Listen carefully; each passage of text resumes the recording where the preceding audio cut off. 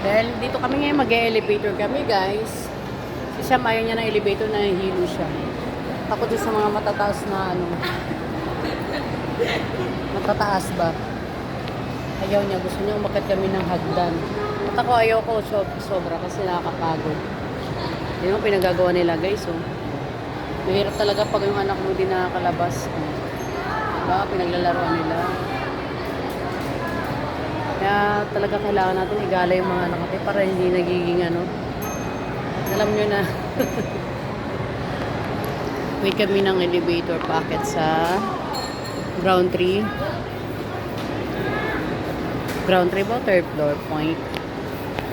Yan. Sa baba pa kasi. Habang nag-aantay, ito yung ginagawa ng mga nakis ko. Diyos ko. Ginawa na nila cellphone to para mag ano. Oh, yan ang hirap pag ang mga anak mo din nakakalabas. Diba? Oh, mag-iinasal na kayo kagad, gutom na kagad. Pangatay na kagala eh.